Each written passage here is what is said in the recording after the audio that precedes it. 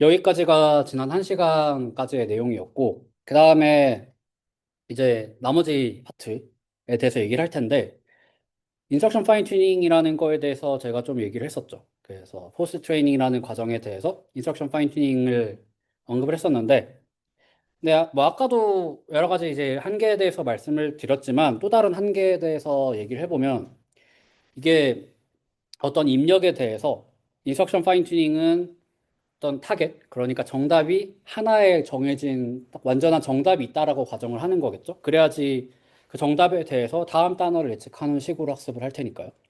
R에서는 뭐 우리가 R을 배우지 않았지만 이게 비헤이비얼 클로닝이라고 해서 말 그대로 그 자율주행차를 만든다라고 하면 자율주행차를 만들 때 여러 가지 알고리즘이 있겠지만 그냥 운전하는 사람의 핸들 조작 요거를 그대로 따라하는 것도 방법 중에 하나겠죠. 그러면 여러 가지 생기는 문제들 있겠지만 어쨌거나 처음에는 그게 되게 쉬울 거예요. 제가 운전을 아예 못하면 운전을 하는 사람의 핸들에 어떤 조작하는 그 방법 그 자체를 따라하는 것부터 시작하는 게 좋을 때도 있잖아요. 그래서 RL에서는 요걸 이제 비헤이비어 클로닝이라고 부르는데 어쨌거나 뭔가 더 다른 좋은 게 있을 수 있겠다는 얘기죠. 그래서 일단 첫 번째로 이론이 좀 한계 어떤 하나의 정해진 정답을 가지고 맞춰야 되는 이 문제라는 한계가 있고 그 다음에 좀 예시를 들어보면 이런 경우 뭐 2 더하기 3 이런 경우에는 하나의 어떤 정답이 있을 수 있겠죠? 문제 없이. 근데 이런 경우 I should have studied instead of watching this movie 라는 어떤 문장에 대해서 이 감정에 대해서 맞춰달라고 한다면 뭐 요거까지는 약간의 아규먼트가 있겠지만 요것도 뭐 네거티브라고 충분히 다 비슷하게 맞출 수 있을 것 같아요. 근데 예를 들어서 뭐 I should have studied instead of watching this movie를 번역을 해야 되는 어떤 문제가 있다면 이거를 마치 이제 SFT를 돌리기 위해서 입력과 정답에 대해서 정답을 작성을 해주세요라고 한다면 사람마다 작성하는 스타일이 다를 테니까 한국어를 하는 스타일도 다를 거고 비슷한 톤이긴 하겠지만 약간씩 달라질 수가 있을 거예요. 그래서 여기서부터는 하나의 정답이라는 게 약간 개념이 애매해지기 시작합니다. 그리고 뭐 5살짜리 꼬마 애한테 산타는 존재하지 않나를 뭔가 마음이 다치지 않게 얘기를 해줄 수 있겠어라고 물어본다면 여기서부터는 사실 되게 어려워지는 거죠. 이거는 뭔가 이 어노테이션 하는 사람들마다 자기만의 어떤 주관을 가지고 얘기를 할 거고 그렇다면 이 싱글 코렉트 앤서라는 거에 더 멀어지게 되겠죠. 심지어 우리가 그래도 흔히 코딩 같은 경우에는 특히 파이썬은 파이서닉한 어떤 철학을 생각을 하면 어떤 딱 그 정해진 것처럼 짜야 된다라는 철학이 있겠지만 사실 뭐 로지스틱 리그레션을 파이썬으로 짜달라고 한다면 이거를 뭐 그냥 펑셔널하게 짜는 사람도 있고 객체지향적으로 클래스를 지금처럼 디자인하는 사람도 있고 뭐 클래스 메소드도 다를 거고 뭐 다양할 거잖아요. 그래서 이것도 마찬가지로 사실 이 어떤 SFT를 위한 데이터를 만들어서 그걸로 넥스트 토큰 프리딕션으로 학습을 한다라는 이 코어 아이디어 자체는 쉬운데 그 아래 들어가는 게 굉장히 복잡함이 있는 거죠. 이 데이터를 어떻게 만들 것이며 이 데이터의 퀄리티를 어떻게 관리할 것이며 등등등 어노테이터를 어떻게 쓸 거고 어노테이터를 어떻게 관리할 거고 어떤 레벨에 있는 사람들을 관리할 거고 이런 여러 가지 특성이 있는 거죠. 그리고 요거는 조금 사이드 얘기긴 한데 지금 저희가 인스트럭션 파인 튜닝이 됐든 아니 사전 학습이 됐든 다음 단어를 예측하는 식으로 학습을 하는 거고 뭐 그냥 클래시피케이션 로스를 가지고 하는 거잖아요. 뭐 맥시멈 라이클리드 오브젝티브로. 근데 이것도 어떻게 보면 뭔가 이 로스 펑션 자체도 우리가 디자인을 하는 게 아니고 뭔가 AI가 이 로스 펑션 자체에 대해서도 디자인을 할 수 있지 않을까라는 좀 생각을 할 수도 있는 거죠. 무슨 말이냐면 우리가 모델을 학습을 할 때 이 기존의 어떤 클래식하게 예를 들어서 뭐 예전에 컴퓨터 비전을 한다라고 치면 뭐 고양이는 이렇게 생겼으니까 이렇게 특성을 가지고 처리를 하고 강아지는 저렇게 특성 처리하고 이걸 이제 러닝하는 방식으로 바꿨기 때문에 성능이 좋다라고 얘기를 하잖아요. 그래서 파라미터가 각각에 대해서 알아서 학습이 돼서 더 좋은 성능을 내는 것처럼 그럼 더 나아가서 로스 펑션도 디자인을 그렇게 할 수 있지 않을까요? 지금은 우리가 뭐 클래시피케이션 로스를 이런 디자인을 했는데 이거를 굳이 우리가 정해놓은 게 아니고 모델이 학습을 이것도 할 수가 있겠죠? 그런 방식으로도 생각을 해볼 수가 있을 것 같아요. 그래서 모든 거를 이제 통합적으로 학습하는 방식으로 만들어 보자라고도 생각을 해볼 수가 있어요. 어쨌거나 지금 방금 말씀드린 것처럼 SFT라는 거를 하는 것 자체에 대해서 데이터가 구하기 어렵다? 그리고 데이터의 퀄리티 자체도 애매하다라는 점이 있고 이런 점들도 포함해서 사람들이 이제 좀 시도를 했었던 게 아, 그러면 이거는 이제 강화학습이라는 건 예전부터 많이 연구가 되어 왔었던 거니까 강화학습이라는 개념을 끌고 오면 조금 괜찮지 않을까라고 해서 강화학습을 포함을 해서 이 포스트 트레이닝, 사후학습을 진행을 하게 됩니다. 지금은 좀 더 여러 가지 개념들이 나오긴 하는데 이때 당시의 개념, 정확히는 인스트럭트 GPT라는 논문의 개념을 끌고 와서 얘기를 할 거거든요. 그때 당시에는 이 강화학습을 가지고 포스트 트레이닝을 할 때 사람의 선호도, 사람의 프리퍼런스를 가지고 이걸로 데이터를 만들어서 이걸로 강화학습을 하는 게 이제 대세였고요. 그래서 그거에 대해서 조금 얘기를 하려고 해요. 그래서 우리가 이 강화학습을 가지고 아직 강화학습에 대해서 얘기를 하지 않았지만 강화학습이라는 걸 가지고 뭔가를 학습을 한다라는 거에 지금 여기에서의 중요한 포인트는 뭐냐면 우리가 만드는 LLM이 챗GPT에서 하는 것처럼 사람의 어떤 선호도를 기반으로 대답을 할 수 있게끔 잘 정렬을 하자라고 하는 게 목적이에요. 그래서 이걸 이제 강화학습 R를 쓰자라고 하는 거고 R을 중간고사 이후에 R에 대해서 한번 정리를 한 주 동안 할 건데 뭐 지금은 그냥 용어만 얘기를 하면 좋을 것 같고요. 정말 간단하게 R에 대해서 얘기를 하면 R의 학습은 사실 엄밀하게 아닐 수도 있는데 RL 학습은 리워드라는 거를 맥시마이즈 하는 식으로 학습을 하게 됩니다. 정확히는 expected reward function인데 그러니까 지금 현재 상황에서 내가 어떤 행동을 할 때 보상이 주어질 거거든요. 그 보상의 기대값을 최대화하는 방식으로 학습을 하게 돼요. 그래서 이걸 통해서 뭐 조금 이따 다시 한번 볼 거고 이걸 통해서 어떤 식으로 이 아래에 있는 거는 나중에 보도록 합시다. 지금 보면 헷갈릴 거거든요. 그래서 강화학습을 가지고 아래를 가지고 뭔가를 한다라고 친다면 이 그림이 되게 많이 나오는데 여기서 용어들이 좀 나오거든요. 에이전트라는 게 여기 등장을 하게 되고 그다음에 environment 환경이라는 게 등장을 하게 됩니다. 그다음에 조금밖에 써져 있지만 state 뭐 상태, reward 보상이라고 하죠. 액션은 액션이라고 하도 policy 정책 이렇게 한 6가지 정도의 이제 어떤 용어가 등장을 하게 되는데요. 이때 뭐 지금 강화학습을 구체적으로 보는 단계는 아니니까 그냥 이거를 예시로 좀 들어드리면 에이전트는 뭐냐면 파이 세타라고 좀 표현을 하는데 세타는 이제 파라미터가 있으니까 이 에이전트는 그냥 우리가 학습을 하고 싶은 랭귀지 모델 LLM이라고 보면 될 것 같아요. 그 다음에 액션은 뭐냐면 말 그대로 행동을 하는 거예요. 뭔가 미로를 뭐 푸는 어떤 AI 모델을 만든다고 한다면 그 강화학습을 만들면 현재 상태에서 어디로 갈지 그게 액션이 되겠거든요. 근데 LLM에서는 액션이라는 거는 이 프롬프트에 대해서 어떻게 답할지, 컴플리션이라고 써져 있는 어떻게 답할지가 액션이 되겠죠. 그러면 여기서 환경이라는 건 어떤 거냐면 그냥 우리가 뭔가 여기에 대해서 평가를 한다든지 아니면 추가적으로 보상을 주는 어떤 시스템이 있다든지 하는 식으로 추가적인 환경이 들어가게 돼요. 그래서 얘가 LLM이 질문에 대해서 프롬프트에 대해서 답을 했으면 거기에 대해서 어떤 평가를 어떤 환경 내에서 뭐 LLM은 모르겠지만 이게 어떻게 되는지 얘가 평가를 내리게 되고 그 평가가 리워드라는 시스템을 통해서 에이전트한테 전달이 되게 됩니다. 에이전트는 최대한 자기가 내뱉은 이 말이 높은 리워드를 받을 수 있도록 액션을 고도하게 되는 거죠. 그래서 이거 뭐 정책, 폴리시를 좀 더 고도화하는 식으로 설명할 수 있을 것 같아요. 여기서 스테이트는 그냥 프롬프트가 되겠죠. 그래서 이 어떤 스테이트, 현재 내 상태에 대해서 어떤 답을 할지가 이 에이전트한테는 굉장히 중요한 폴리시가 될 텐데, 그거를 이 환경으로 오는 리워드를 최대화하는 방식으로 고도화를 시키게 됩니다. 자세한 건 나중에 다루도록 하고, 그냥 이 정도로만 생각을 하면 될 것 같아요.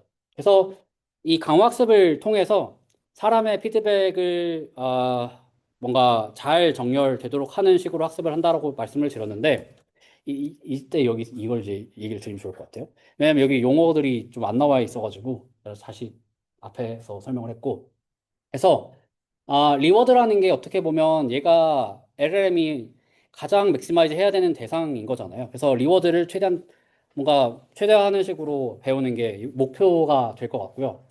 그래서 가장 먼저 우리가 해야 될 거는 뭐 조금 이따 나올 건데 하나씩 일단 리워드 모델이라는 거를 우리가 학습을 해야 돼요. 그래서 그 리워드 모델이라는 걸 학습을 하기 위해서는 사람으로부터 선호도에 대한 데이터셋을 다 우리가 모을 거고요. 그다음에 그걸 통해서 리워드 모델이라는 걸 학습을 하게 됩니다. 그래서 아까 제가 환경이 리워드를 준다라고 말씀을 드렸는데 이 리워드 모델이 여기 안에 들어가게 돼요. 그다음에 어떤 프롬프트와 LLM이 대답한 어떤 컴플리션, 답변이 들어오게 되면 리워드 모델이 사람의 선호도를 예측을 하게 됩니다. 아, 이런 입력과 이런 답변으로는 사람이 5점 만점에 한 3점 정도 줄 것 같아. 라고 리워드 모델이 예측을 하게 돼요. 왜 리워드 모델을 써야 되는지에 대해서는 나중에 설명을 드리고요. 그러면 LLM의 입장에서는 강화학습을 가지고 학습을 할 텐데 그때 이 리워드 모델이 주는 보상, 리워드를 최대화하는 방식으로 학습을 하게 될 거고 어떤 알고리즘을 쓸 건지는 오늘 배우진 않을 거고요. 나중에 다시 강화학습, 그다음에 RL 기반으로 학습하는 그 슬라이드를 할 때 그때 구체적으로 뭐 여러 가지 PPO, DPO 이런 방법도 있거든요. 그런 것들을 좀 배워보려고 합니다. 그래서 먼저 제가 처음에 말씀드린 피드백을 먼저 모아야 될 텐데, 일단 그 전에 이 RL 기반으로 RLHF라고 많이 말을 하잖아요. 이 RLHF를 하기 위해서는 모델이 필요해요. 그러니까 SFT까지 만들어진 트랜스포머 모델이 있어야 되고, 그 다음에 선호도를 모을 수 있는, 그리고 선호도를 가지고 학습할 수 있는 어떤 시스템도 필요하고요. 그 다음에 강학습 알고리즘 당연히 필요하겠죠. 그래서 이 세 가지를 가지고 RL 기반으로 사람의 피드백, 사람의 선호도를 가지고 학습을 할 수 있는 이 틀이 딱 주어져야 됩니다. 그래서 가장 먼저 해야 되는 거는 방금 말씀드린 것처럼 인스트럭션 파인 튠 아니면 SFT까지 돼서 어느 정도 사람의 말을 잘 따를 수 있는 그런 모델이 필요로 해요. 뭐 베이스 모델만 쓸 수는 있겠다. 참고로 베이스라는 거는 사전 학습만 된 모델을 얘기하고요. 여기까지만 해도 괜찮겠지만 인스트럭션 파인 튜닝을 한 것까지를 많이 쓰는 것 같습니다. 그래서 이거는 뭐 지금까지 슬라이드에 그러면 준비가 됐겠죠? 그 다음에 이제 프리퍼런스, 선호도에 대해서 데이터를 모아야 되는데 결국에 우리가 원하는 거는 강화학습을 가지고 사람의 선호도에 잘 정렬될 수 있는 LLM 모델을 원하는 거잖아요. 그래야지 챗GPT나 제미나이 같은 걸 쓸 수 있을 테니까. 그래서 사람의 선호도에 대한 어떤 데이터를 모아야 됩니다. 이건 어떻게 모으냐면 이런 식으로 모을 수 있어요. 어떤 입력을 주고 그다음에 답을 두 개를 해요. 컴플리션 1, 컴플리션 2가 있고 컴플리션 1이 이 어떤 6살짜리 애한테 달창력에 대해서 설명을 하는 게 이게 두 개가 나오는 거죠. 그래서 왼쪽 같은 경우에는 잘 얘기를 하고 있는데 뭔가 너무 뭐 좀 솔라 시스템 뭐 이런 얘기에 대한 과학적인 팩트를 기반으로 말하는 것 같죠. 컴플리션 2 같은 경우에는 좀 더 이 입력의 인스트럭션에 특화된 식으로 얘기를 하는 것 같아요. 그럼 사람의 선호도를 기반으로 생각을 하면 당연히 두 번째가 더 좋겠죠. 그럼 사람들이 두 번째가 더 선호된다라고 이렇게 어노테이션 할 수 있고 이런 걸 가지고 데이터를 만들게 됩니다. 아, 여기에 대해서도 나중에 한 번 더 다시 다룰 예정이고요. 어쨌거나 지금은 이 사람의 선호도를 이렇게 이제 모을 수 있다라는 거예요. 그래서 이런 시스템들이 사실 뭐 빅테크에서도 많을 것 같고 뭐 여러 가지들이 있는데 뭐 이런 시스템인 거죠. 예를 들어서 잘 안 보이겠지만 사람과 어떤 AI 도구들이 이렇게 대화를 하면 사람이 이렇게 물어봤을 때 갑자기 뭐 GPT나 제미나이 써도 그런 거 있잖아요. 갑자기 대화가 두 개가 딱 나오고 둘 중에 하나 고르라는 식으로 나오잖아요. 그런 것처럼 사람이 선호도를 가지고 고르게 됩니다. 그러면 그런 걸 가지고 데이터를 모으게 되고 뭐 둘 중에 하나를 고를 수도 있고 여기 있는 것처럼 선호도를 스케일로 만들어서 어떤 게 더 좋아를 이렇게 약간 그 상대적으로 이렇게 만들 수도 있겠는데 어쨌거나 지금은 둘 중에 하나를 고르는 식으로 생각을 해볼게요. 뭐 근데 사실 여기에서 생각할 수 있는 거리들이 되게 많아요. 예를 들어서 그 둘 중에 하나를 고르라고 나오잖아요. 그러면 저는 그냥 긴 거를 고르거든요.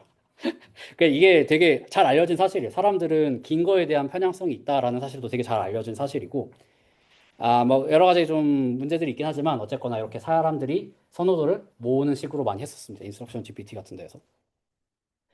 그 다음에 리워드 모델이라는 거를 만들게 돼요. 혹은 이 선호도 모델, 프리퍼런스 모델이라고도 얘기를 하는데, 요거는 아까 방금 이제 그 첫 번째 단계에서 준비한 그 모델을 가지고 이 선호도를, 그러니까 리워드를 예측할 수 있도록 학습을 하게 되는 거예요. 여기에 대해서도 뭐 나중에 다룰 예정이지만, 그래서 이 모델 자체는 뭔가 문장을 생성하는 게 아니고, 이런 문장과 그 다음에 여기에 대한 답변이 들어왔을 때 사람의 선호도는 어떻게 될 것 같아? 를 예측하는 식으로 학습을 하게 되는 거예요. 스칼라 값이 나오도록. 그래서 이거를 왜 만들게 되냐면, 결국 강화학습을 가지고 학습을 한다라는 얘기는 선호도라는 게 리워드일 테니까, 선호도를 가장 높일 수 있도록 학습을 하는 방식이잖아요. 근데 뭔가 입력이 들어왔어요. 입력이 들어왔을 때 모델이 출력을 했는데 그걸 항상 사람한테 물어볼 수가 없잖아요. 뭐 물어볼 수도 있겠지만 굉장히 어떤 코스트가 많이 들 테니까. 그래서 그거를 그렇게 물어보지 않고 이 사람의 선호 데이터를 미리 다 학습을 한 다음, 이렇게 리워드 모델로 학습을 한 다음에 이 리워드 모델이 마치 사람의 선호도에 대한 대리인이 되는 식으로, 프록시 모델이 되는 식으로 해서 요거의 결과물을 맥시마이즈 하는 식으로 만들게 됩니다. 그래서 여기에 대한 디테일들, 예를 들어서 리워드를 어떻게 이제, 선호도를 어떻게 리워드를 만들 건지에 대한 것도 나중에 다시 배우도록 하고요. 일단은 이 리워드 모델이라는 거를 만든다 정도만 기억을 하면 좋을 것 같아요. 그래서 이제 R을 아까 봤었던 슬라이드가 있는데 여기서 준비가 다 됐었죠. 에이전트, LLM 당연히 우리 있고 SFT까지 되는 LLM 있고 이 환경에서 리워드 모델이라는 것까지 잘 만들었어요. 그다음에 액션과 스테이트는 그냥 프롬프트와 프롬프트에 대한 답변이니까 그냥 충분히 여기 환경에서 주어져 있는 거고요. 그래서 이걸 가지고 강화학습 알고리즘을 잘 학습을 시켜서 뭐 우리가 오늘 배우진 않겠지만 그 알고리즘을 통해서 이 R을 기반으로 학습을 잘 하게 됩니다. 그러면 아, 요건 이제 챗GPT 블로그에 있는 그림을 그대로 들고 왔는데 이거 굉장히 많이 쓰는 블로그라서 그래서 그걸 통해서 챗GPT 같은 게 만들어질 수가 있는 거죠. 물론 지금은 이제 굉장히 복잡하고 여러 가지 방법들이 들어가 있고 해서 나중에 또 배울 거긴 하지만 어쨌거나 이때 당시 인스트럭트 GPT라는 논문이 나오고 그걸 통해서 챗 GPT가 만들어졌을 때는 이제 이런 식으로 좀 하이 레벨로 볼 수가 있을 것 같아요. 다시 한번 정리를 하면 맨 왼쪽에 있는 것처럼 엄청나게 많은 데이터를 통해서 이, 아니, 네. 그 엄청나게 많은 데이터를 통해서 사전학습된 모델이 있다라고 친다면 스텝 1에서, 사후학습의 스텝 1에서는 SFT를 하는 거예요. 그래서 이런 프롬프트가 있고, 이 레이블러가 이 어노테이션을 하는 사람들이잖아요. 레이블러가 요구에 대해서 전부 다 정답을 만들어 두게 되면 우리가 배웠었던 넥스트 프리딕션의 방식으로 GPT-3가 SFT가 되는 거죠. 그래서 좀 더 이제 슈퍼바이저하게 러닝으로 파인 튜닝을 할 수 있다가 스텝 1이고, 스텝 2에서는 리워드 모델을 만드는 거예요. 그래서 SFT까지 됐으면 이걸 통해서 프롬프트가 주어지고 그다음에 아웃풋이 주어지면 이걸 통해서 사람들이 어떤 게 더 선호도가 좋을지에 대해서 다 평가를 하고 어떤 레이블러가 있어야 되겠죠. 그다음에 그걸 가지고 우리가 리워드 모델이라는 걸 만들어서 리워드 모델은 리워드를 예측을 하는 거죠. 어떤 입력과 출력이 들어왔을 때. 그리고 이제 세 번째 스텝에서 리워드 모델과 LLM을 가지고 이 강화학습의 알고리즘을 통해서 이때 당시에는 PPO라는 알고리즘을 썼었는데요. 뭐 나중에 보도록 하고 PPO라는 알고리즘을 통해서 이 강화학습을 학습을 시킵니다. 이 프레임워크를. 그래서 이걸 통해서 챗GPT가 만들어질 수가 있는 거고요. 이 과정을 하면 다시 이제 어떤 여정을 복습을 해보면 생각을 해보면 사전학습까지 된 다음에 SFT라는 걸 통해서 조금 더 우리가 컨트롤할 수 있는 영역으로 만들게 되고, 그 다음에 이 강화학습이라는 걸 통해서 실제로 우리의 선호도에 맞춰서 최대화를 하다 보니까 좀 더 우리가 사용하기 좀 쉬운 그런 방식으로 된 거죠. 그래서 이 정도로 뭐 이 프리트레이닝, 포스트 트레이닝을 얘기를 좀 할 수가 있을 것 같고요. 디테일한 것들은 다 나중에 다시 얘기를 할 거거든요. 그래서 지금은 그냥 이 그림만 이해를 하면 좋을 것 같아요. 뭐 이 그림 어려운 것도 아니니까 이런 식으로 진행이 된다라는 용어 정도만 네, 지금은 보면 좋을 것 같습니다.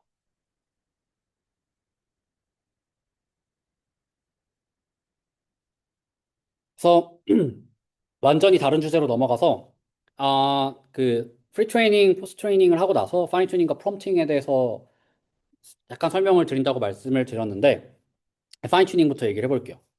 이거는 사실 완전히 다른 주제예요. 그러니까 이거는 어떤 주제냐면 LLM이 있다고 쳤을 때 어떤 로컬 LLM, QM 같은 거 있잖아요. 그런 게 있다고 쳤을 때 우리가 뭔가 우리의 나름대로 뭔가 파인 튜닝을 해서 쓰고자 한다면 어떤 게 있을까에 대한 얘기거든요. 이거를 원래는 안 넣을까 하다가 뭔가 그래도 한번 넣어야 될 것 같아서 뭐 이거를 실제로 쓸지 모르겠지만 간단하게 그래서 슬라이드를 좀 만들어서 오늘 좀 같이 얘기를 하려고 해요. 파인 튜닝을 한다면 뭐 가장 먼저 해볼 수 있는 방식은 전체 파라미터를 다 파인 튜닝 하는 거겠죠. 예를 들어서 어떤 여기 65빌리언의 어떤 파라미터를 가진 LLM이 있다면 얘를 다운로드 받아서 내가 가지고 있는 데이터 셋에 대해서 뭐 내가 어떤 프라이빗한 데이터가 있다면 거기에 대해서 학습을 한다라고 치면 뭐 아직 얘기를 하진 않았지만 FP16 믹스드 프리시전이라고 해서 FP32와 FP16 이 두 개의 이 정밀도를 가지는 요 플로팅 포인트 정밀도를 가지는 걸 가지고 학습을 한다고 치면 이 저번에 리소스 계산법을 배웠지만 뭐 대충 보면 무슨 말인지 알겠죠? 어쨌든 이거에 대해서 다 더해보면 메모리가 한 1테라 정도, GPU 메모리가 1테라 정도 필요하다라는 결론이 도출이 되거든요. 계산을 해보면. 사실 말이 안 되는 거잖아요. 1테라 정도의 메모리를 가지고 우리가 파인 튜닝을 할 수 있는 리소스가 당연히 있을 리가 없죠.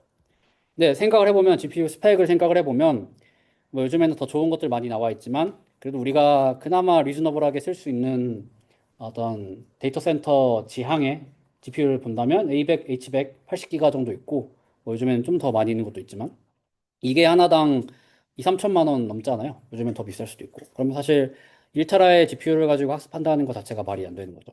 물론 요거는 되게 나이브하게 계산을 한 거고요. 이제 저희가 병렬 패러리즘이나 이런 거 GPU에서 좀 보겠지만 이걸 좀 더 당연히 낮출 수 있는 기법들 많이 있기도 하고 그걸 배울 거긴 한데 그냥 단순하게 생각을 했을 때 이 정도 든다는 거예요.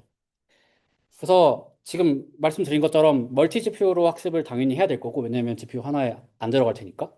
그러면 여러 가지 GPU를 써가지고 병렬 학습을 할 때 이것도 이제 여러 가지 알고리즘을 가지고 잘 만들 수 있긴 하지만 어쨌거나 많은 GPU를 써서 학습을 해야 된다는 거는 자명할 거고요. 우리가 리소스가 그만큼 많을 일도 별로 없겠죠. 뭐 클라우드를 쓰지 않는다면. 그래서 멀티 GPU 트레이닝 하든 뭘 어쨌든 간에 풀 파인 튜닝을 하는 거는 좀 현실적이지 않은 경우가 많고 뭐 우리가 예를 들어서 내 LLM을 만들고 싶어 라고 해서 어떤 중국 모델을 가지고 와서 정말 나만의 방식으로 굉장히 큰 데이터에 대해서 파인 튜닝을 하지 않는 이상 이런 방식은 조금 프랙티컬하지 않은 것 같습니다. 그래서 많이 하는 방식이 파라미터 에피션트 파인 튜닝이라고 해서 PEFT라고 많이 줄여서 얘기를 하는데 파라미터 효율적으로 파인 튜닝을 하자라는 거예요. GPU를 그렇게 많이 필요로 하지 않고 우리가 또 없으니까 그 풀파인 튜닝을 하지 말고 적당한 개수의 파라미터만 가지고 학습을 하자라는 얘기고요. 저희가 한 세 가지 카테고리를 볼 건데 프롬프팅, 프리픽스 튜닝 있고 그다음에 어댑터라는 게 있고 로라라는 게 있습니다. 근데 결론부터 말하면 앞에 두 개는 좀 히스토릭하게 그냥 되게 중요했어가지고 얘기를 하는 거고 요즘엔 다 로라 기반만 쓴다라고 보면 될 것 같아요. 그냥 수업이니까 이런 게 있다 정도로 얘기를 하는 시기일 것 같습니다. 그래서 이 옆에 레퍼런스도 보시면 한 4, 5년 전 거잖아요. 이게 다 옛날 기술이라는 거죠. 뭐 요즘에도 쓰는 태스크들이 있지만 그렇게 스탠다드하게 쓰는 것 같지는 않습니다. 제 생각에는. 뭐 제가 잘 모를 수도 있지만. 그래서 프롬프트랑 프리픽스 튜닝은 좀 비슷하면서 다른 건데 이건 어떤 거냐면 우리가 어떤 파인 튜닝을 한다라고 하면 파라미터를 주로 업데이트를 하겠죠. 근데 여기서는 파라미터는 지금 이게 지금 파인 튜닝이에요. 그래서 트랜스포머의 어떤 파라미터를 학습을 한다라는 거고 프리픽스 튜닝이라는 건 뭐냐면 이 원래 있던 파라미터는 학습하는 게 아니고 앞에 이 프리픽스라는 어떤 임베딩을 학습을 해요. 그래서 이 임베딩이 그러니까 이건 파라미터가 아니고 어떤 그 말 그대로 임베딩인 거죠. 어떤 단어 같은 거죠. 그래서 여기서는 마치 우리가 새로운 단어를 만든다라고 보면 될 것 같아요. 새로운 단어가 들어오면 이 태스크에 대해서 이렇게 풀어라고 그 단어를 옵티마이제이션을 하는 거죠. 그래서 정확히 단어가 아니고 임베딩이긴 하지만 이렇게 임베딩을 학습을 시키고 그 임베딩을 문장에 처음에 딱 넣어가지고 문장에 처음에 요 임베딩이 들어오게 되면 이런 식으로 얘가 따르도록 파인 튜닝을 하는 게 이 프롬프트나 프리픽스 튜닝입니다. 다른 점은 똑같은데 프롬프트 튜닝은 임베딩 레이어만 들어가고요. 프리픽스 튜닝은 말 그대로 그 프리픽스라는 게 문장의 그 접두사잖아요. 접두사처럼 레이어에 처음에 딱 들어가는 그런 액티베이션 임베딩이라고 보면 될 것 같아요. 레이턴트 임베딩이라고 보면 될 것 같아요. 그래서 굉장히 학습해야 될 게 적죠. 이거는 모델의 파라미터를 건드리는 게 아니고 모델에 들어갈 임베딩을 건드리는 거기 때문에 뭐 레이어가 여러 개라면 프리픽스 튜닝은 좀 더 많겠지만 임베딩을 건드리는 거기 때문에 굉장히 경량으로도 처리를 할 수가 있습니다. 근데 사실 문제점을 생각을 해보면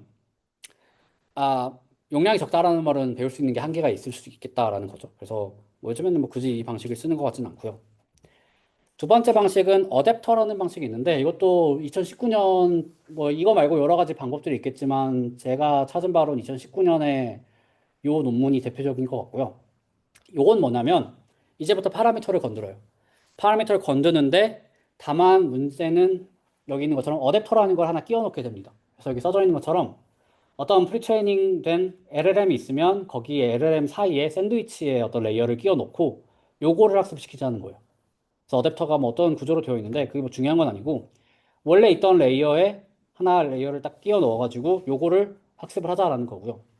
뭐 성능이 좋을 수는 있겠죠. 성능이 좋을 수 있는데 문제는 어떤 레이어를 하나 끼워 넣는다는 게 큰 문제인 거죠. 예를 들어서 이게 어떤 문제가 되냐면 어떤 뭐 Q&A 됐든 라마가 됐든 뭐 GPT가 됐든 모델이 딱 만들어지면 그 모델에 맞춰가지고 서빙이 된다던가 아니 모델에 맞춰서 뭔가 여러 가지 작업이 되게끔 다 이렇게 픽스가 되어 있을 텐데 이렇게 어댑터를 구성을 하게 되면 모델의 구조가 바뀌는 거잖아요. 근데 모델의 구조가 바뀌면 사실 되게 요걸 이제 인퍼런스 하는 입장에서 큰 문제가 될 수 있거든요. 인프라 측면에서. 그래서 뭐 이것도 뭐 큰 문제가 아닐 수도 있겠지만 모델의 구조 자체를 바꾸는 거는 굉장히 조금 사이드 이펙트들이 좀 있기 때문에 사실 그 좋은 방법은 아닐 수가 있게 됩니다. 그래서 요즘에는 제가 말씀드린 것처럼 어댑터와 같은 방법보다는 뭐 이게 좀 유효한 방법들도 있겠지만 요 방법보다는 로라라는 기법을 많이 쓰죠. 이거는 뭐 이름을 많이 들어봤을 수도 있을 것 같은데 로우 랭크 어댑테이션이라는 이름을 가지고 있고요. 뭐 줄여가지고 로라라고 이름을 붙이고 이건 어떤 거냐면 약간 패러럴하게 어댑터를 붙이는 거라고 이해를 하면 좋을 것 같은데 오른쪽에 있는 그림처럼 이 사전 학습된 모델에 웨이트가 있어요. 파란색에. 그 다음에 패러럴하게 그러니까 병렬적으로 추가적인 어댑터가 있기는 한데 이 어댑터가 뭔가 이렇게 이전에 있는 요거처럼 뭔가 이게 디펜던시가 있는 건 아니고요. 이 두 개가 병렬적으로 계산이 된 다음에 그냥 더해지게 돼요. 일단 첫 번째 이 어댑터랑 다른 점이 로라가 다른 점이 요거고 두 번째로는 이 이름에서 볼 수 있듯이 로우 랭크하게 어댑테이션을 하게 됩니다. 여기에 대해서 간단하게 좀 설명을 하면 일단 이 프리트레인 웨이트를 여기선 D 곱하기 D로 돼 있는데 일반화를 시키기 위해서 제가 좀 바꿨거든요. 이 W0는 프리트레인된 웨이트예요. 그래서 얘가 어떤 파라미터겠죠? 파라미터가 입력이 D 차원이고 출력이 K 차원인 어떤 매트릭스가 있다고 가정을 해볼게요. 그러면 이제 제가 아까 패러럴한 어댑터, 로우 랭크한 어댑터가 있다라고 말씀을 드렸는데 그게 더해져서 최종적인 출력이 나오는 거잖아요. 그러면 노테이션을 써보면 W 프라임, 그러니까 파인 튜닝된 어떤 웨이트 W 프라임은 W 제로 더하기 델타 W라고 볼 수가 있을 것 같아요. 그리고 이거를 이 로라에서는 알파 BA라는 걸로 만들게 됩니다. 이때 여기 이제 각각이 이제 웨이트 매트릭스고 그럼 리니어 레이어라고 보면 될 것 같아요. 이때 B랑 A를 어떻게 구성을 하냐면 B는 당연히 입력 차원이 들어가야 되니까 입력이 D고 출력이 R 차원이 되고요. 그 다음에 A는 입력이 R 차원이고 출력이 K 차원인 걸로 그래야지만 출력이 맞아지니까 이렇게 구성을 하게 되고 이때 중요한 점이 R이라는 어떤 요 놈은 D랑 K의 최소값보다 훨씬 작아야 돼요. 그러니까 로우 랭크라는 게 원래는 뭐 9천 차원이라면 얘는 뭐 32차원 이런 식으로 엄청나게 랭크를 낮추는 거죠. 그래서 차원을 엄청나게 낮춰서 여기서 임베딩을 하게 되고 그 다음에 낮아진 차원을 다시 올리는 B라는 또 다른 모듈이 있어서 이렇게 레이어를 통과시키게 됩니다. 그리고 이게 알파라는 게 나오는데 알파는 뭐 당연하게도 이 프리트레인드 웨이트는 사전 학습을 통해서 만들어진 사전 지식이 들어가 있는 녀석이 있을 거잖아요. 그리고 로라로 학습을 한다면 얘는 우리가 학습시키고자 하는 새로운 지식이 담겨져 있을 거고 여기에 사이를 그냥 그 밸런싱을 해주는 하이퍼 파라미터라고 보면 될 것 같아요. 그리고 약간 되게 중요한 트릭일 수도 있는데 이때 A랑 B를 그러면 처음에 만들고 나서 얘를 초기화를 시켜야 되잖아요. 초기화를 시킬 때 어떻게 하냐면 디폴트 로라는 A는 랜덤하게 초기화를 시키고 랜덤 이니셜라이제이션을 가지고 초기화를 시키고 B는 다 0으로 초기화를 시킵니다. 이게 되게 중요한 트릭일 수 있는 게 영어로 초기화를 시키는 이유에 대해서 생각을 해보면 이게 로라를 가지고 학습을 한다면 어쨌든 여기서 그 원래 이제 프리트레인 웨이트랑 웨이트의 결과랑 더해지는 거잖아요. 근데 만약에 B라는 이 요놈이 랜덤하게 초기화를 했다면 처음에 이 로라를 그 로라 이 오렌지색을 학습시킬 때는 랜덤한 초기화 값 때문에 되게 의미 없는 노이즈적인 정보들이 많이 들어가 있겠죠? 요 벡터에.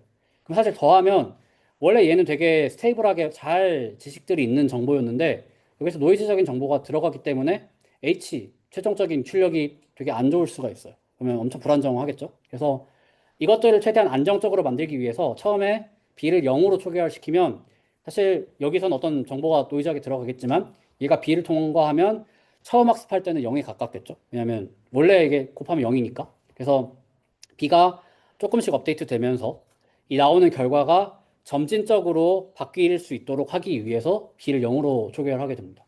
뭐 A는 상관이 없고요. 그래서 요런 이제 A와 B의 초기화 방법들이 좀 이 로라에서는 키 테크닉이라고 보면 될 것 같아요. 어쨌거나 로라에서는 요약을 하면 어댑터처럼 추가적인 레이어를 추가시키는 게 아니고 시퀀설하게 레이어를 추가시키는 게 아니고 병렬적으로 두되 이 병렬적으로 그냥 레이어를 만드는 게 아니고 A와 B의 모듈로 둬서 A는 고차원적인 벡터, 그러니까 벡터 디멘션을 되게 컸을 텐데 그거를 로우 랭크, 되게 작은 벡터 디멘션으로 낮추고 이걸 다시 B에서 올린다. 이게 이제 로라고요. 그래서 로라가 왜 좋냐면 어댑터는 추가적인 레이어가 있으니까 불편하다고 말씀을 드렸잖아요. 근데 지금만 보면 로라도 그냥 추가적인 병렬적인 어댑터가 있을 것 같아 보이는데 사실 로라의 이 노테이션을 다시 보면 H는 WX 플러스 BAX라고 표현을 할 수가 있겠고요. 더해지는 거니까. 근데 이거를 묶어보면 X에 대해서 묶어보면 W 플러스 BA로 묶을 수가 있습니다. 그러면 이게 무슨 말이냐면 학습할 때는 이 오렌지색의 A랑 B를 가지고 학습을 했는데 실제로 인퍼런스 할 때는 이 W랑 A랑 B를 그냥 더할 수가 있는 거예요. 파라미터를. 그래서 더해가지고 하나의 머지된 웨이트로 만들 수가 있습니다. 그러면 인퍼런스 할 때는 머지를 시켜가지고 그냥 요 원래의 그 스트럭처를 가지는 모델로 만들 수가 있는 거죠. 다만 파라미터만 바뀔 거고. 그래서 이게 굉장히 큰 장점이기 때문에 로라가 거의 스탠다드처럼 학습할 때 사용되지 않나라고 생각을 합니다.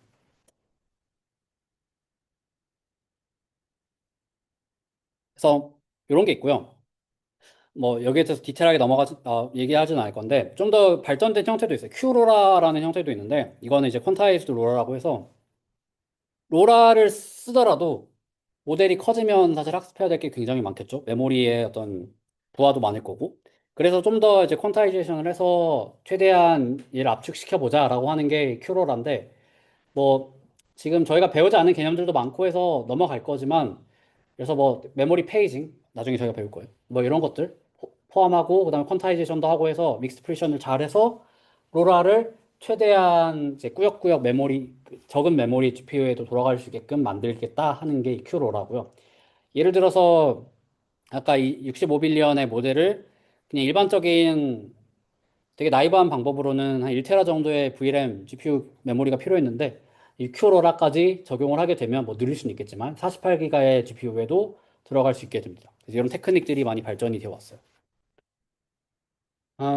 뭐 이거는 이거 자체가 그렇게 중요하진 않은데 어쨌거나 이 PEFT라는 게 굉장히 많이 발전을 해왔고 여러 가지 측면에서 발전이 되어 왔는데 이것도 통합적인 뷰로 볼 수 있다라는 논문이 있어서 그냥 그림 정도로 소개를 해봅니다.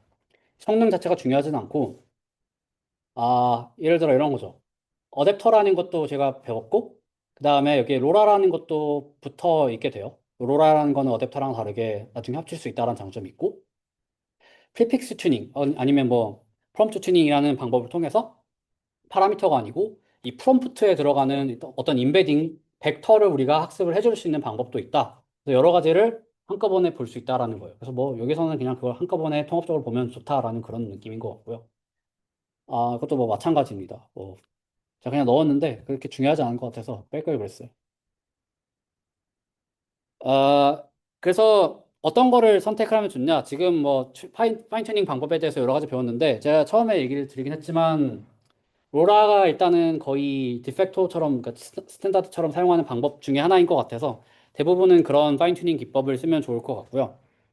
근데 이제 전통적으로 교과서에서 얘기하는 방법은 로라가 모델 아키텍처를 바꾸지 않기 때문에 가장 일단 편의성 측면에서 좋고, 네, 큐리스 측면에서는 사실 데이터에 따라서 따져볼 수 있는 거죠. 우리가 데이터가 진짜 적어.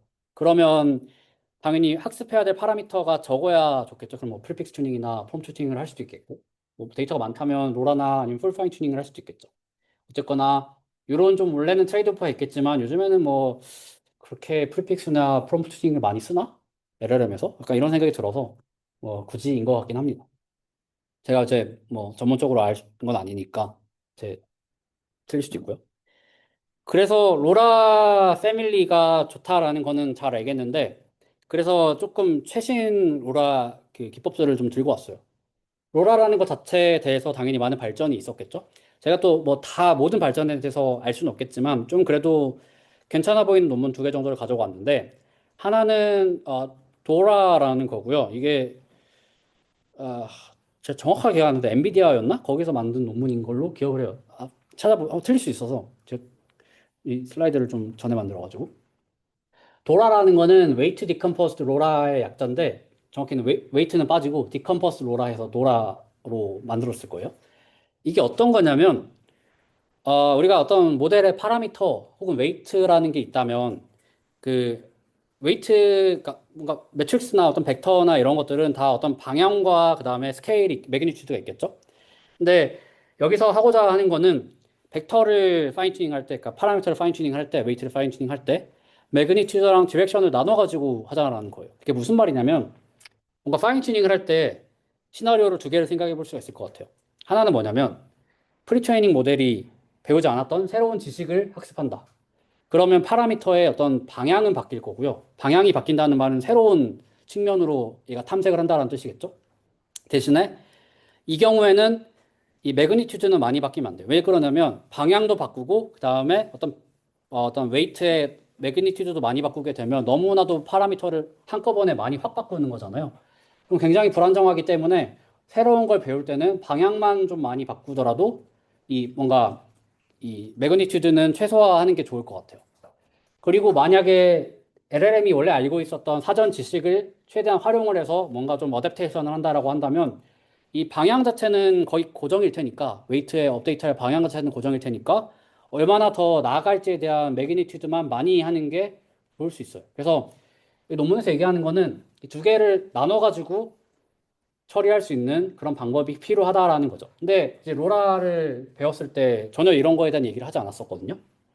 로라에서는 그냥 단순하게 W 프라임이 있으면 얘를 원래 이제 프리체인 모델의 W와 그다음에 델타 W로 그냥 분해를 했었죠. 뭐 이걸 BA로 또 분해를 했겠지만. 그래서 여기에 대해서는 이 매그니튜드와 디렉션을 분해할 수 있는 전혀 방법이 없었어요. 그래서 이 도라라는 방법은 이 웨이트라는 거를 나눠보자. 디컴포지션을 해서 매그니튜드와 디렉션으로 나눠보자라고 얘기를 하고요. 그래서 이렇게 표현을 하는데 M 곱하기 V 그다음에 이 V의 어떤 파란색 노음이 있고 이거를 이제 그냥 W와 동일하게 만들기 위해서는 그냥 이 매그니튜드는 W의 어떤 놈과 매그니튜드와 동일할 거고요. 그 다음에 이 방향이라는 거는 W의 방향일 거고 이걸 이제 노멀라이즈를 하기 위한 이 W의 놈은 그대로 여기 들어갈 거죠. 그러면 사실 이게 이제 캔슬 아웃이 되니까 W가 W로 똑같은데 그냥 개념적으로는 이렇게 나눌 수가 있다라는 거예요. 벡터의 방향은 이 V라는 걸로 표현을 하고 그다음 매그니튜드를 M이라고 표현을 하는 거예요. 그래서 이게 요 작업이 유닛 벡터로 만드는 거고, 그다음에 요거를 매그니튜드에다가 곱해서 원래 이제 웨이트로 복원을 시킬 수가 있겠죠. 그래서 이렇게 디컴포즈를 하게 되면 개념적으로 어떻게 되냐면 위에 로라랑 다르게 도라 같은 경우에는 W 프라임 파인 튜닝된 어떤 파라미터가 있으면 얘를 M 요거는 그대로 두고 V 플러스 델타 V 그다음에 마찬가지로 유닛 벡터로 만들기 위해서 이게 아래 똑같이 놈이 들어가게 되겠죠. 그러면 다시 이거를 풀어쓰게 되면 로라처럼 풀어쓰게 되면 M과 W0 플러스 BA 아래도 W0 플러스 BA가 너무 이렇게 만들어지게 되겠죠. 그러면 여기서 학습해야 될 거는 이 밑줄 치워진 게 학습해야 될 컴포넌트거든요. 로라에서는 B와 A를 학습하는데 여기서는 BA와 M 요 세 개를 학습을 하게 됩니다. 그래서 뭐 크게 뭐 다를 것 같지 않아 보이지만 여기서는 이렇게 명시적으로 매그니튜드랑 디렉션을 나눠가지고 요거에서는 디렉션을 학습을 하게 되고 M을 학습할 때는 매그니튜드를 학습하게 돼서 명시적으로 나눠서 뭔가 얘가 처리할 수 있게끔 만들겠다라고 하는 게 이 도라의 핵심 아이디어라고 보면 될 것 같아요. 그래서 이런 식으로도 되게 재밌게 발전이 되고 있다라는 사실 정도 좀 얘기를 드릴 것 같고 근데 뭐 여기서도 문제가 생길 수는 있겠죠. 항상 노멀라이제이션을 해서 유니팩토로 만들어져 있기 때문에 뭐 좀 불편할 수 있겠다라는 생각은 좀 드는데 어쨌거나 이런 방식도 있습니다. 또 이건 사실 비슷한 방식이 피자라는 방식인데 이거는 뭐냐면 로라를 이니셜라이제이션을 할 때 SVD를 써가지고 하자라는 거예요. 이게 왜 그러냐면 이 논문에는 표를 가지고 왔는데 좀 짜증나게 해서 잘리네요. 뭔가 모니터가. 어쨌거나 다시 로라 이니셜라이제이션을 생각을 해보면 제가 말씀드린 게 A는 그냥 랜덤하게 초기화를 하면 되는데 B는 0으로 초기화를 한단 말이에요. 0으로 해야 되는 이유에 대한 당위성은 충분히 있었는데 이 그라디언트의 관점에서 생각하면 좀 사실 불편해요. 이게 무슨 말이냐면 처음에 학습해야 될 때 이 그라디언트를 계산을 해보면 이 로스에 대해서 그 델타 DA를 계산을 하면 얘가 요렇게 되거든요. 체인룰에 의해서. 근데 여기에서 문제는 B가 처음에 0이다 보니까 그라디언트가 0이 될 수밖에 없어요. 그래서 처음에는 그라디언트가 없는 거죠. A에 대해서.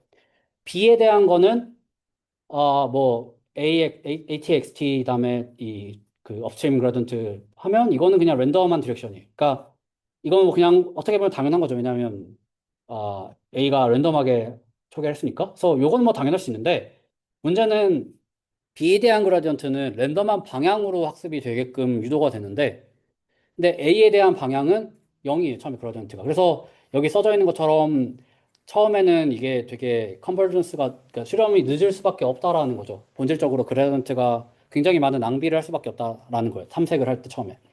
그래서 여기에서 어떻게 하냐면 그 초기화를 할 때 좀 더 좋은 방식으로 초기화를 하자고 얘기를 합니다. 그러니까 A랑 B를 그냥 0과 랜덤 이닛으로 하지 말고 얘를 SVD를 걸어가지고 어떤 그 싱글러 밸류와 아닌 것들로 나눠가지고 초기화를 해서 이게 가능하면 다 이 프린시펄, 그러니까 중요한 어떤 차원으로 얘가 갈 수 있게끔 그라디언트를 만들어서 처음부터 낭비하지 말고 빠르게 파인 튜닝이 될 수 있도록 하자라는 게 피자라는 방식의 아이디어예요. 그래서 사실 일반적인 중간에 있는 로라와 이 피자의 방식은 똑같은데, 다만 이 초기화를 어떻게 좀 클레버하게 하냐의 차이인 거죠. 0과 랜덤하게 하지 말고, 이거를 주성분 분석을 해서 잘 나눠가지고 하는 게 더 학습할 때 좋다라고 하는 게 여기에서 얘기하는 방식이고, 사실 좀 아이디어가 좀 어떻게 비슷할 수도 있고 아닐 수도 있죠. 로라는 방식이 어쨌든 이 개념 자체는 그대로 들고 가되 여기에서 어떤 식으로 좀 재밌게 할 수 있냐로 연구들이 되어 왔고 여기에 대해서 좀 성능이 좋은 식으로 발전이 되어 오는 것 같습니다. 근데 뭐 그냥 로라를 쓰는 게 나을 수도 있겠다는 생각은 드네요. 뭐 연구적인 것과 프로덕션은 좀 다른 얘기니까. 어쨌거나 대학원 수업이라서 한두 개를 좀 더 리슨트한 메소드를 다뤄봤습니다. 그래서 파인 튜닝은 여기까지고요. 프롬프팅에 대해서 한 20분 정도 얘기를 하면 이번 수업은 끝날 것 같은데 프롬프팅이라는 거에 대한 거는 아마 다들 무슨 얘기인지 알 것 같아요. 네, 이제 슬라이드를 한두 개 정도 넣었는데 혹시나 해서 우리가 어떤 AI 뭐 사실 사람도 마찬가지겠지만 뭔가 커뮤니케이션을 할 때 거기에 대해서 텍스트적인 걸로 뭐 얘기를 하는 게 프롬프팅인 거죠. 그래서 뭐 여기에 대해서는 사실 크게 요즘 너무 당연한 단어처럼 들리는 것 같아서 뭐 더 잘 설명할 자신이 없어요. 뭐 다 알 거라고 생각을 하고 넘어가 보겠습니다. 근데 프롬프팅을 할 때, 우리도 그냥 별 생각 없이 하긴 하겠지만, 왜냐면 너무 다 잘 알려진 지식이니까요. 근데 프롬프트를 만들 때, 사실은 템플릿을 통해서 만들게 되죠. 예를 들어서, 뭔가 우리가, 글쎄요, 뭐, 챗GPT랑 대화를 하는 식이라면 이렇게 하진 않겠지만, 입력을 주게 되고 우리가 뭔가 문제를 푼다라고 한다면 입력을 주게 되고 얘에 대해서 뭔가 요구하는 인스트럭션이 있을 거잖아요. 아니면 얘가 어떤 식으로 정답을 내뱉기를 원하는 그런 요구사항도 있을 거고 그러면 그런 것들을 템플릿화를 시켜서 다 텍스트에다가 붙여놓고 얘를 LLM한테 주게 되겠죠. 그래서 예를 들어서 뭐 이런 거죠. I love this movie over it was Z라고 한다면 아 입력은 뭐 그러니까 여기다가 템플릿 이렇게 넣어가지고 이런 식으로 만들어서 LLM한테 전달해 주겠다 이런 거고 사실 이거는 우리가 그냥 대화형 모드로 이 프롬프트를 준다라기보다는 어떤 뭔가 코딩을 하거나 자동화적인 스크립트를 만들 때 좀 이런 식으로 템플릿을 주는 게 일반적인 것 같아요. 그리고 이 슬라이드 자체는 좀 예전 거긴 한데 어쨌거나 비슷한 개념이라서 그대로 들고 왔어요. 채팅으로 우리가 프롬프팅을 할 때 우리 사실 우리가 원하는 말만 하잖아요. 근데 안에를 들여다보면 원하는 우리의 말만 있는 게 아니고 시스템 프롬프트. 그러니까 원래 이제 뭐 엔트로픽이나 오픈 AI나 구글에서 이 LLM에 처음에 들어가는 시스템 프롬프트라는 걸 미리 만들어 놓으면 그게 먼저 들어가게 됩니다. 그다음에 우리의 프롬프트가 들어가게 되고 필요하다면 컨텍스트도 같이 들어가게 되겠죠. 이런 식으로 채팅 프롬프트도 우리가 생각하는 것보다는 훨씬 더 복잡하다. 뭐 이거는 뭐 클로드 코드나 이런 좀 시스템을 해보면 무슨 말인지 바로 알 거예요. 그래서 이런 것들에 대해서도 굉장히 복잡하게 들어갑니다. 그래서 예를 들어서 우리가 이런 어떤 인스트럭션만 준다라고 쳐보면 원래는 이게 우리가 쓴 거겠지만 사실은 뭐 이런 여러 가지 시스템 프롬프트들이 이렇게 다 들어간다는 거예요. 이 시스템 프롬프트들이 어떻게 디자인 될지는 뭐 모델마다 다르고 시스템마다 다르겠지만 어쨌거나 이런 것들이 다 들어가게 됩니다. 그래서 사실 너무 당연한 얘기들을 계속 하고 있어요. 좀 더 중요한 얘기는 이런 게 되겠죠. 그래서 이 프롬프팅이라는 게 생각을 해보면 예전에는 이런 기술들이 있지 않았겠죠. 뭐 딥러닝이나 AI를 얼마나 예전부터 공부를 해왔는지 잘 모르겠지만 예전에는 이런 걸 생각을 하진 아마 못했을 거예요. 근데 어느 순간에 당연하게도 뭔가 학습을 하지 않고도 얘가 우리의 의도대로 정확하게 동작하는 그런 LLM들을 혹은 AI들을 보게 되었고, 이래서 이제 말 그대로 프롬프팅을 통해서 뭔가 이것저것 하는 거죠. 코딩도 하고 등등등. 근데 여기에 대해서 출발을 좀 보면 이 인컨텍스트 러닝이라는 개념이 굉장히 중요하다고 생각이 듭니다. 이게 GPT-3 논문이고 2021년에 오픈AI에서 나온 거거든요.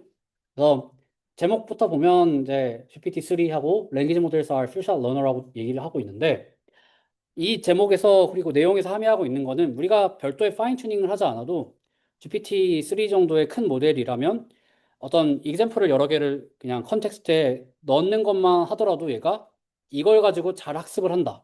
그러니까 실제로 파라미터 학습을 하지 않겠죠. 근데 이걸 가지고 잘 적응을 해서 우리가 원하는 거에 맞춰 학습이 되는 것처럼 쓸 수가 있다라는 얘기인 거죠.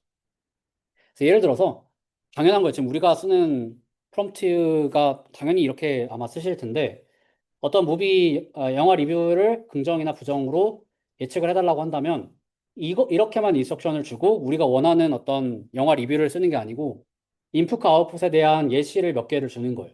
그러면 입력으로 I really don't like this movie 한다면 네거티브로 정답과 example과 정답을 주고, 이렇게 또 정답을 주고, 그 다음에 우리가 하고 싶은 말을 딱 쓰는 거예요. 그러면 얘가 여기 있는 이 example를 인컨텍스트라고 하는 말은 이 전체가 우리 하나의 컨텍스트 문맥이잖아요. 이 문맥 안에서 예제를 보고 이렇게 이렇게 행동을 해야 되구나. 이 태스크에 대해서는 이거를 알게 되고 그 다음에 우리가 실제로 할 질문에 대해서 답변을 잘 할 수 있다라는 거죠. 그래서 이게 이제 퓨샷 러너라는 게 이런 거예요. 퓨샷하게 example을 그냥 주기만 해도 얘가 알아서 뭔가 러닝을 할 수 있다. 실제 이게 트레이닝 없이 이런 느낌입니다. 그래서 뭐 사실 너무 당연한 프롬프트겠죠? 뭐 우리 다 이렇게 쓰니까. 그래서 그래프를 보시면 되게 여러 가지 좀 함의가 있는데, 일단 세 가지 정확히 여섯 가지 라인인데 이 색깔이 세 개가 있죠. 하나는 1.3 빌리언, 되게 작은 모델. 그다음에 13 빌리언, 175 빌리언이 있어요. 그래서 그다음에 이 X축은 뭐냐면 컨텍스트 내에서 예시를 몇 개를 줄 건지에 대한 내용입니다. 그래서 하나도 안 주는 게 있고, 이 제로샷이 하나도 안 주는 거죠. 원샷은 하나 주는 거고, 그다음에 여러 개, 퓨샷 이렇게 있겠죠. 뭐 몇십 개까지 준 것 같아요. 그래프에서는. 그래서 보시면 그리고 또 하나가 있는데 이 점선이 있고 실선이 있거든요. 점선은 뭐냐면 어떤 인스트럭션을 안 준 거예요. 그래서 이거는 무슨 태스크인지에 대한 정보를 전혀 안 준 게 이 no prompt고요. 점선. 내추럴 랭귀지 프롬프트는 이 태스크에 대한 인스트럭션을 내추럴 랭귀지로 준 거예요.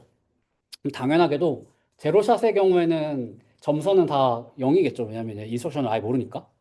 근데 어쨌거나 점선이든 아니든 간에 그 이그샘플을 안 주는 거에서 하나만 주게 되면 성능이 엄청나게 뛰게 됩니다. 그리고 그 성능이 뛰는 거는 모델이 크면 클수록 좀 더 드라마틱해요. 그래서 1.3빌리언 같은 경우에는 제로샷에서 원샷으로 갈 때 이 애큐러시가 뭐 그렇게 큰 차이가 안 거의 차이가 안 난다고 봐야겠죠?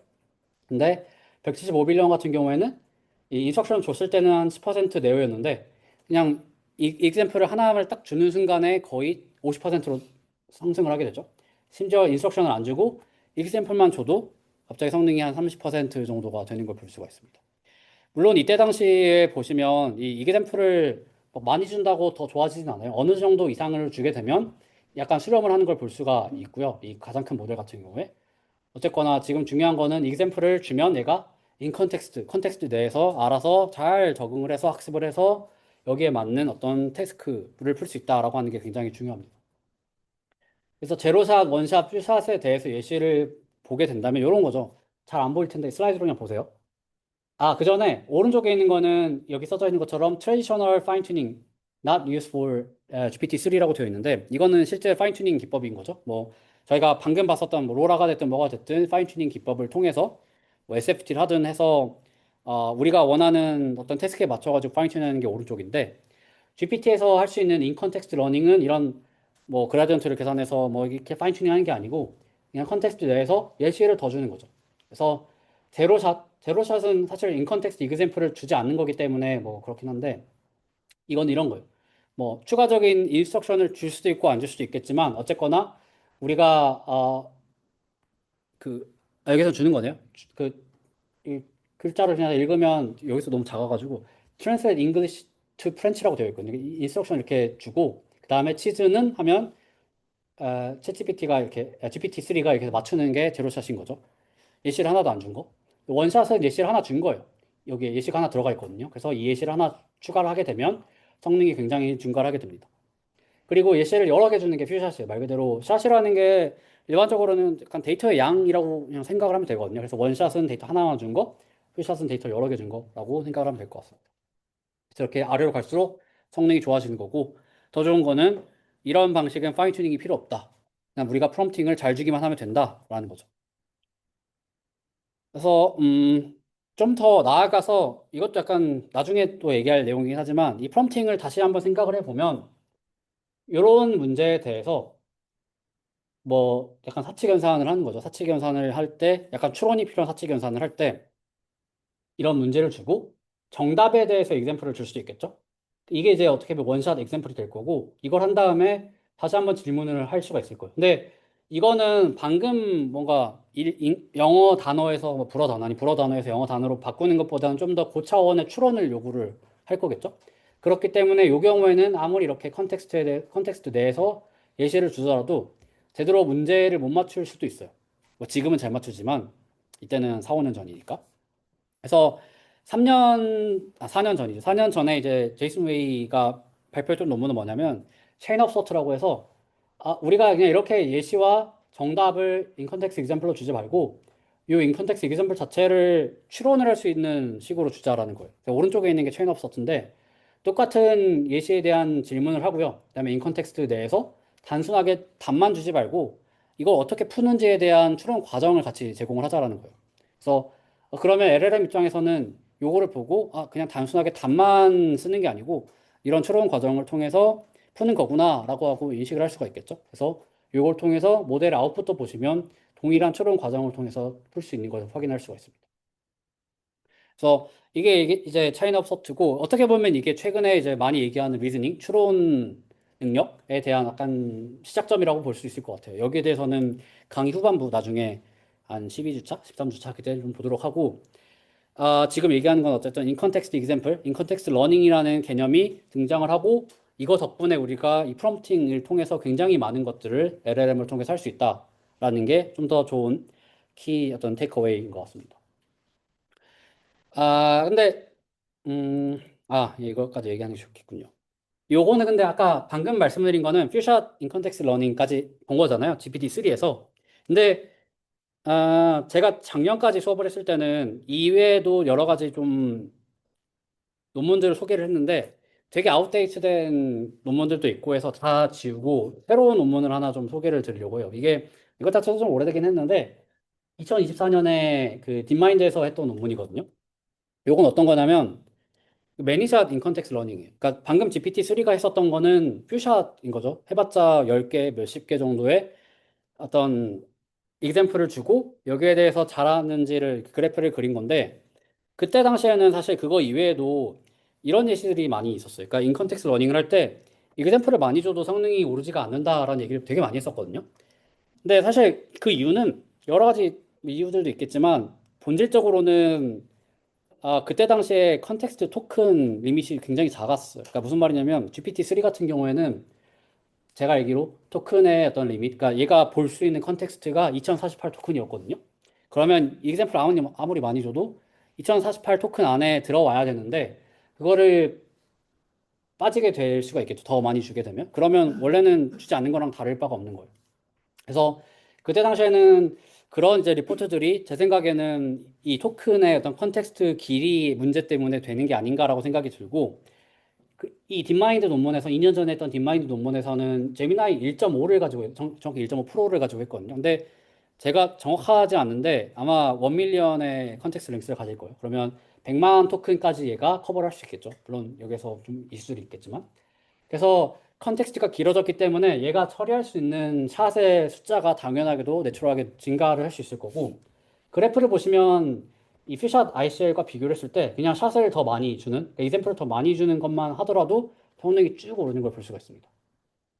근데 이게 지금 중간에 있는 이 숫자가 최적의 example 개수래요. 그래서 500, 800, 뭐 8092 등등등 쭉쭉쭉 있거든요.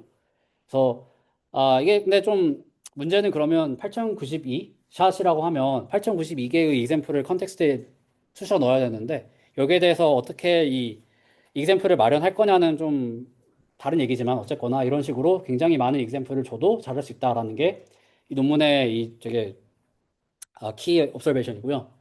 또 다른 재미있는 옵저베이션이 있는데 이 논문에 있는 거를 좀 요약을 해서 읽고 오면 이런 게 있어요. 그러니까 첫 번째는 뭐냐면 어, 그 인컨텍스트 example을 많이 주게 되면 그 사전학습 때 얘가 겪었던 그런 바이어스, 편향적인 거를 좀 제거를 할 수 있다는 얘기예요. 그 무슨 말이냐면 우리가 사전학습 때 모델을 퓨샷 인컨텍스트 example을 가지고 뭐 주게 되면 사실 얘가 사실 사전학습이라는 거는 굉장히 많은 데이터를 학습을 했으니까 엄청나게 이렇게 있을 거란 말이에요. 근데 퓨샷으로 인컨텍스트 example을 아무리 주더라도 이 사전학습 때 지식을 좀 대체할 수는 없을 거예요. 그러니까 무슨 말이냐면 사전학습 때 예를 들어서 좋은 example인지 모르겠지만 그냥 제가 즉흥적으로 설명하려니까 되게 어려운데 예를 들어서 뭐 젠더 바이어스가 있다고 쳐볼게요. 뭐 학습을 했는데 항상 소방관은 남자라는 바이어스가 있다고 쳐볼게요. 근데 우리가 인컨텍스트 example을 줄 때 소방관은 여자도 될 수 있다라고 예시를 줬는데 그걸 한 5개만 example 줬다라고 해볼게요. 근데 얘는 사실 그러면 서로 편향이 다른 거잖아요. 그러니까 이 사전학습 때는 당연히 남자만 있는데 예시로는 여자도 같이 들어있으니까 예시를 무시하고 사전학습 된 거를 최대한 올리려고 노력을 하게 됩니다. 왜냐면 예시는 너무 적으니까. 근데 만약에 매니샷으로 주게 되면 애초에 우리가 전달할 수 있는 데이터가 굉장히 많아지기 때문에 이런 사전학습 때 생길 수 있는 편향을 좀 무력화시킬 수가 있어요. 우리가 뭐 소방관 여자라는 사실을 example로 굉장히 많이 주게 되면 이제 어느 순간 이상부터는 이런 바이어스들이 좀 사라지고 우리가 예시로 줬던 example에 대해서 좀 얘가 어댑테이션을 할 수 있다. 이런 얘기를 하고 있습니다. 그래서 스몰샷, 그러니까 필샷을 줄 때랑 매니샷을 줄 때 어떻게 보면 당연한 얘기일 수 있는데 사전학습 때 이 어떤 사전학습을 통해서 가지고 있었던 지식을 조금 이제 벗길 수가 있는 거죠. 두 번째는 이 매니샷 하게 주게 되면 조금 고차원적인 함수를 학습할 수 있다는 건데 여기서 예시를 듣는 게 뭐 클래시피케이션 같은 거였어요. 그러니까 어떤 굉장히 단순한 문제뿐만 아니라 분류를 하거나 아니면 클러스터링과 같은 어떻게 보면 이거는 우리가 코딩을 통해서 풀 수 있는 그런 문제일 텐데 그런 것들도 예제를 굉장히 많이 주게 되면 얘가 패턴을 인식을 해서 패턴을 학습을 해서 이걸 통해서 그런 고차원적인 기능들도 풀 수가 있다라고 하는 게 두 번째 재밌는 관찰이고요. 세 번째는 매니샷을 많이 주게 되면 SFT를 통해서 파인 튜닝 하는 것과 비슷한 성능을 낼 수 있다라고 하는 거예요. 어차피 SFT로 학습을 하더라도 이 example에 대한 정답들을 다 줘야 되잖아요. 마찬가지로 인컨텍스트 러닝도 example에 대한 정답을 줘야 되니까 사실은 컨텍스트에 대한 코스트만 제외를 한다면 SFT보다는 인컨텍스트 러닝이 더 좋은 거겠죠. 학습을 안 해도 되니까. 물론 인퍼런스 코스트 측면에서 좀 다를 수 있겠지만. 어쨌거나 여기서는 학습을 하지 않아도 example을 엄청나게 많이 주면 학습과 동일한 비슷한 성능을 줄 수 있겠다라는 게 좀 재미있는 또 observation입니다. 물론 또 얘기하는 게 모든 태스크에서 다 그런 건 아니에요. 근데 일반적으로는 좀 comparable 하다라는 거고요. 네 번째로는 약간 분석인데 그러면 이게 예시를 많이 지어서 생기는 건지 이 장점들이 아니면 그냥 단순하게 제미나이가 GPT-3보다 컨텍스트 길이가 늘어나서 그런 건지 여기에 대해서 뭐 분석을 해볼 수 있잖아요. 그래서 어떻게 분석을 했냐면 첫 번째로는 지금 하는 것처럼 예시를 굉장히 많이 줘요. 그 다음에 두 번째로 비교군으로는 예시를 한 20개 정도를 마련을 하고 그거를 25배를 주는 거예요. 그럼 500개로 맞출 수 있잖아요. 예를 들어서. 두 개를 비교했을 때 당연히 매니샷하게 example을 많이 주는 게 훨씬 더 성능이 좋다라고 합니다. 그래서 단순하게 컨텍스트를 늘리는 게 아니고 데이터를 많이 줘야 된다라는 거죠. 그래서 이 논문을 읽어보시면 되게 뭐 재밌어요. 이런 결과들이 많고. 근데 또 여기서 또 얘기를 하고 또 여러 가지 이제 논문들에서 얘기를 하는 게 요즘 프론티어 모델들 왜냐면 이것도 사실 제미나이 1.5니까 지금 3.5잖아요. 프로 같은 경우 해서 이것도 좀 아웃데이트된 모델일 수 있는데 그래서 최근 프론티어 쪽에서는 제가 잘 모르겠어요. 이쪽 완전하게 연구를 하지 않으니까. 근데 이제 프롬프팅에 대해서 연구들을 그래도 좀 한 2024년, 25년까지 좀 보면 아직까지 그래도 프롬프팅에 대해서는 약간의 주의해야 될 사항, 약간 센시티비티가 있다라는 얘기를 많이 하는 것 같습니다. 25년, 26년 모르겠지만. 어떤 게 있냐면 첫 번째로 아무리 매니샷으로 이그샘플을 주더라도 이 이그샘플을 어떤 순서로 배치하는지가 굉장히 중요해요. 그래서 어떤 예시를 500개를 준다라고 쳤을 때 500개를 그냥 무작위로 이 순서를 바꿀 수가 있잖아요. 무작위로 순서를 바꾼 다음에 이 그래프에 있는 게 이, 이게 지금 각각의 잘 안 보이겠지만 여기 각 이 라인이 이 무작위로 순서를 배치했을 때 결과거든요. 보시면 우리가 생각했을 때는 컨텍스트가 굉장히 길어지는 녀석 같은 경우에는 뭔가 무작위로 줘도 문제가 없지 않을까라고 생각할 수 있는데 굉장히 베리에이션이 커요. 어떤 거는 성능이 갑자기 확 뛰거든요. 뭐 이게 되게 뭐 엣지 케이스라고 생각할 수 있겠지만 어쨌거나 이 프롬프트가 아직까지는 서블티가 있다. 되게 센시티비티 하다라는 게 좀 알려진 사실이고 이게 원래는 21년도 뭐 이때 예전에도 많이 알려져 있던 좀 인컨텍스트 러닝의 한계였는데 아직까지 매니샷에서도 불구하고 좀 풀려지지 않는 문제인 것 같아요. 근데 이게 좀 힌트를 얻을 수 있는 게 요 논문인데 러스트 인 더 미들이라는 2023년 논문이거든요. 이게 어떤 거냐면 컨텍스트가 길어졌을 때 사실 생길 수 있는 문제인데 컨텍스트가 길어졌을 때 모델이 일반적으로 처음이랑 끝에만 집중을 하는 경향이 좀 있어요. 중간에 있는 거는 좀 까먹는 경향이 있다라는 거죠. 그래서 이런 예시인 거죠. 어떤 평균이 이렇게 있을 때 처음과 끝에는 되게 많이 집중을 하는데 이게 어떤 실험이냐면 어떤 컨텍스트를 쌓아놓고 컨텍스트에서 리트리버를 해오는 태스크거든요. 근데 이 처음이랑 끝에 있는 내용들은 잘 가져오는데 컨텍스트 내에서 중간에 있는 거는 잘 못 가져온다라는 소리예요. 그 말은 까먹었다는 소리겠죠. 그렇기 때문에 사실 이런 문제도 발생할 수 있지 않을까라고 좀 개인적으로는 생각을 하거든요. 그러니까 이게 어떤 이그샘플을 준다고 하더라도 500개를 준다고 하더라도 문제를 풀 때 중요한 이그샘플은 존재할 거예요. 중요하지 않은 이그샘플도 존재할 거고.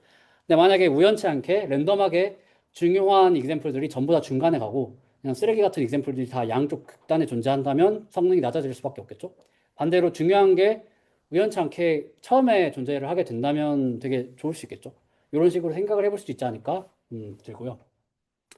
약간 비슷한 건데 프롬프트 리피티션이 되게 도움이 된다라는 게 되게 이상한 좀 관찰이긴 한데 이런 것들도 있습니다. 이게 제가 이제 찾아봤을 때는 한 두 가지 논문들에서 얘기를 많이 하는데 이 첫 번째 23년도 논문에서 어떤 얘기를 하냐면 이런 식으로 예시를 우리가 example를 주잖아요. 근데 예시를 주고 그다음에 어떤 문제를 풀라고 할 때 예시를 두 번 주는 거예요. 그래서 처음에 뭐 로저 has five tennis ball 어쩌고저쩌고 한 다음에 how many tennis ball does he have now라고 질문을 하고 그 다음에 프롬프트로 resting 그 다음에 이걸 가지고 프롬프트를 주는 게 아니고 다시 한번 퀘스천을 다시 봐봐. 로저는 어쩌고저쩌고 하고 질문 다시 하는 거예요. 그 다음에 이 질문 자체를 또 하는 거죠. 이렇게 하면 세컨 패스트로 프롬프트를 주게 되면 성능이 오른다. 그냥 이것만 하더라도 이런 얘기도 있고요. 이게 구글에서 나왔던가 기억이 정확히 안 나는데 마찬가지 얘기를 해요. 컨텍스트랑 퀘스천이 있을 때 이 쿼리를 그냥 연속해서 두 번 하게 되면 성능이 자동적으로 오른다라고 하는 되게 최신 논문이거든요. 이런 것들도 있습니다. 그래서 사실은 이 프롬프트를 줄 때 이 컨텍스트를 어떻게 주는지가 아직은 약간의 미지의 세계인 것 같고 물론 어느 이 센시티비티 같은 경우에는 모델이 발전하면서 좀 더 고도화되기 때문에 해결이 되는 문제들도 있겠지만 뭐 어떤 것들은 또 그러지 않은 거 보면 아직까지도 굉장히 롱스탠딩한 좀 리미테이션들이 있는 거로는 제 생각에는 그렇게 느껴지고요. 뭐 이런 논문들도 이렇게 얘기하는 거 보면 사실 우리가 사람한테 질문을 두 번 하면 잘 이거 답할까? 그렇지 않을 거라고 보거든요. 제 생각에는. 그래서 이게 좀 사람의 어떤 이 추론 과정은 좀 다른 거죠. 이 AI의 컨텍스트의 관리가. 그래서 이런 프롬프팅에 대한 좀 학술적인 얘기를 했고요. 근데 이 프롬프팅을 얘기를 하면 사실 이걸 굳이 지금 얘기를 할까 하다가 이거는 어제 제가 좀 넣었는데 이 얘기를 안 할 수가 없더라고요. 그러니까 프롬프팅이라는 사실이 예전에는 프롬프트 엔지니어링이 중요하다는 말을 많이 들었을 거예요. 근데 어느 순간에 갑자기 컨텍스트 엔지니어링이 중요하다는 말을 하더니 올해 초에는 하네스 엔지니어링이 중요하다는 말로 엄청나게 발전을 하고 있거든요. 발전인 건지 뭔지 뭐 노이즈인 건지 모르겠지만 그래서 용어에 대해서 간단하게 좀 설명을 하려고 해요. 어떤 거냐면 프롬프트 엔지니어링은 말 그대로 지금 우리가 했었던 것처럼 프롬프트를 잘 디자인해야지 성능이 좋다라는 거예요. 단순하게 이 문서를 요약해줘라고 하면, 혹은 이 논문을 요약해줘라고 하면, 우리의 의도가 일단 전혀 담기지 않았고, 모델은 어떤 걸 해야 될지 전혀 예상하지 못하기 때문에 우리의 생각처럼 잘 되지가 않는 거죠. 그래서 뭔가 보고서나 논문을 요약할 때 이걸 요약해줘라고 하는 게 가장 문제가 많은 프롬프팅이에요. 그래서 이거를 더 잘하는 방법들에 대해서 사람들이 많이 생각을 했었죠. 요약을 시켜달라고 할 때 잘 분석을 해달라고 하고, 분석을 어떤 식으로, 뭐, 그래서 논문이라고 한다면 모티베이션 메소드, 뭐, 결론에 대해서 나눠가지고 분석을 해주고, 뭐 그다음에 뭐 페르소나를 선정하는 경우도 많았죠. 너는 뭐 대학원생이야. 그래서 분석해야 돼. 교수님한테 랩미팅 해야 돼. 이런 식으로 할 수도 있겠죠.